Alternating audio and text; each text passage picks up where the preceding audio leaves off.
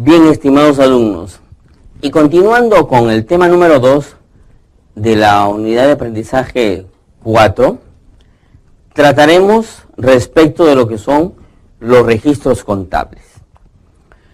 Los registros contables son aquellos documentos fuentes en donde se anotan aquellas operaciones o aquellos hechos que son susceptibles de ser valorados en términos monetarios. Esos documentos que aglutinan esos hechos que son plasmados en términos monetarios se les llaman libros de contabilidad. Bien, los libros de contabilidad deben ser legalizados. Estos libros se presentan o entregan a un notario público, que a su vez en el primer folio u hoja, que así se denomina folio, inserta un acta de legalización, en donde consta el nombre del libro, el dueño del libro, que vendría a ser la empresa, ya sea una persona natural o una persona jurídica. También el número de todos los folios de este libro, tanto del inicio como hacia el fin, e inclusive las fechas, posteriormente la firma. Los artículos 33 y 34 del Código de Comercio los clasifican a los libros en obligatorios y en auxiliares. Los objetivos de llevar los libros de contabilidad son reconocer los aspectos legales del manejo de los libros, familiarizarse con las características e inclusive adquirir ciertas habilidades y destrezas para registrar los libros contables, inclusive hacer estas anotaciones de las operaciones o hechos que se realizan. Obligaciones de llevar los libros de contabilidad. Las disposiciones legales actuales que ejercen y que se presentan relacionan a las actividades generadoras de renta de tercera categoría, aquellos comerciantes industriales o aquellos que utilizan la comercialización de bienes o servicios y que están bajo esa tutela, por tanto la obligación de llevar libros de contabilidad y que consideran a los básicos, a los principales, aparte también que tienen inclusive otros que tienen calidad de auxiliares. Estas disposiciones legales vigentes se encuentran tipificadas o delineadas en 4 grupos: la ley del impuesto a la renta, el código tributario, el código de comercio y la ley de promoción de micro y pequeña empresa, que es lo que últimamente ha salido a la palestra. Clasificación de los libros de contabilidad. Teniendo en cuenta el marco legal, los libros de contabilidad, como comentamos, se dividen en obligatorios y auxiliares o voluntarios. Los principales obligatorios están, de acuerdo obviamente al Código de Comercio y las leyes especiales, el libro de inventarios y balances, que es donde se registra el movimiento detallado de las cuentas que presentan los montos iniciales, e inclusive también los balances, que son los cierres o las presentaciones finales de la operatividad de la empresa. El libro diario. En este libro se registran de forma cotidiana las transacciones aglutinadas. El libro mayor, que es el libro en donde se registran de forma muy consolidadas o agrupadas todos los hechos económicos que hemos registrado a priori en el caso del libro diario.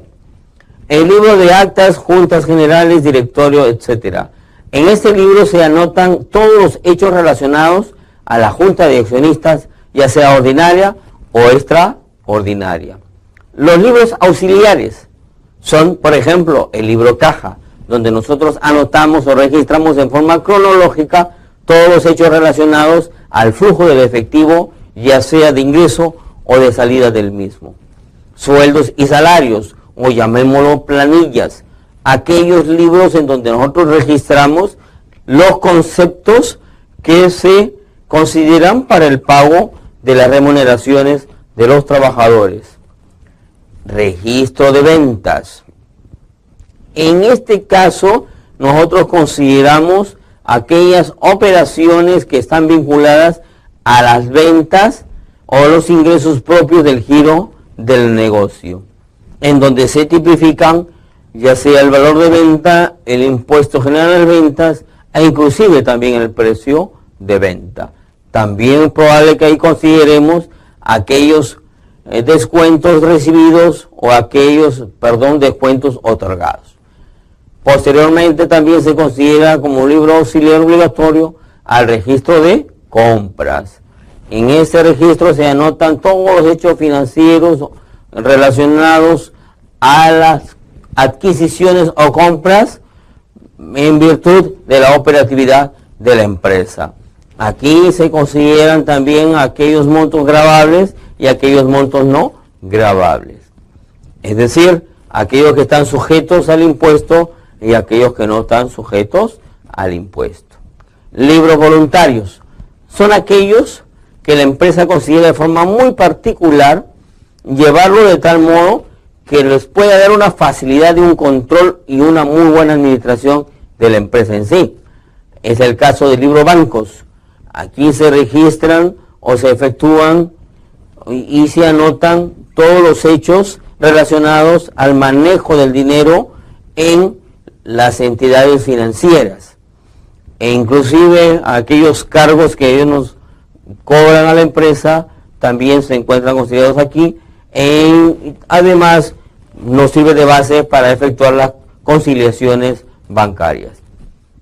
El libro voluntario de clientes, en donde nosotros anotamos nuestros clientes potenciales e inclusive una especie de memoria para poder tener en consideración al momento de hacer la cobranza efectiva. El libro de proveedores, aquellas obligaciones que tenemos con nuestros acreedores corrientes en virtud de estar al tanto y al pendiente para poder efectuarles el pago respectivo en función a la vinculación que existe entre la empresa con aquellos. Clasificación desde el punto de vista técnico-contable. Libros principales: inventarios y balances, diario mayor. Son aquellos libros que se utilizan en forma sucinta, en forma rápida, inmediata y sobre todo secuencial y sistemática, ¿no?, en virtud a todas las operaciones que realiza la empresa. Como indicamos en anticipación respecto a los libros de inventarios y balances, en que se registran los montos iniciales de la operatividad y los montos finales de la operatividad del negocio. El libro diario, que se consideran aquellas operativas de ciertos días agrupados o en forma detallada, cronológicamente. El libro mayor, la consolidación de todos estos hechos en función a unas voces contables, como dijimos en el anterior tema, y están rubricados por la regla T. Los libros auxiliares. El registro se realiza en forma analítica, minuciosa, de todas las operaciones que realiza la empresa. Es el caso del libro caja. Aquí se detalla en forma pormenorizada todas aquellas actividades que están vinculadas al flujo del efectivo, al manejo del efectivo disponible con el que cuenta la empresa, los ingresos y las salidas. E inclusive, o como otro libro, está el libro de bancos. Aquí se registra todo el movimiento bancario, inclusive aquellos cargos, aquellos intereses que nosotros también nos beneficiamos, se encuentran registrados en este libro. Registro de compras, por las adquisiciones, por los compromisos. Registro de ventas, por nuestros ingresos, por nuestros descuentos. Letras por cobrar, aquellos que son consecuencia de facturaciones, que posteriormente se convierten en letras y obligaciones. Letras por pagar, aquellos que también son vinculados a lo que son los pasivos originales o comerciales, que se convierten en facturas y a su vez en letras. Registro de proveedores, mantener en contacto con nuestros proveedores y mantener un régimen y una línea para poder tener en cuenta los plazos de pago. Registro de clientes para efectos de las cobranzas. Registro de control de inventario permanente, es decir, el CARDEX. Este control de inventario nos muestra de forma rápida cuáles vendrían a ser nuestras existencias en el momento en que lo podamos requerir. Libros de retenciones, aquellos por ejemplo considerados en virtud al impuesto a la renta. Los libros auxiliares de control de activo fijo, respecto de nuestra capacidad instalada, cómo se va operando. El proceso contable. ¿Cómo se inicia el proceso contable? Con un documento fuente. Ese documento fuente se traslada a los libros auxiliares. El documento fuente va a inventarios y balances, como dijimos, y posteriormente a los libros auxiliares. Estos libros auxiliares se plasman a un libro de caja, a un registro de compras, a un registro de ventas y a la planilla de sueldos. Todos ellos se consolidan en el diario. Posteriormente ellos se consolidan también en el mayor. En función a ello se desprenden los estados financieros, que es el balance general, el estado de ganancias y pérdidas, el estado de flujo efectivo, el estado de cambio en patrimonio neto, y en virtud a ello nace lo que le llamamos las notas a los estados financieros, que nos muestran de forma muy detallada los hechos que ocurrieron, sustantivos o no sustantivos, de la empresa. Con respecto a las personas que están obligadas a llevar los libros de contabilidad, en el artículo 6.5 de la ley 775 del impuesto a la renta muestra a los sujetos obligados, personas jurídicas que llevan contabilidad completa, aquellos perceptores de renta hasta 100 UITs que llevan los libros de ingresos y gastos, inventarios y balances, registro de ventas, compras, contabilidad completa, y también a aquellos con más de 100 unidades impositivas tributarias de ingresos brutos anuales. Posteriormente rubrica los régimen especial, que solamente llevan su registro de compras y su registro de ventas, y aquel simplificado que no lleva libro, pero también pueden tener un control particular en función de poder tener en cuenta sus gastos y sus ingresos. Los plazos máximos con los cuales debemos tener los registros contables.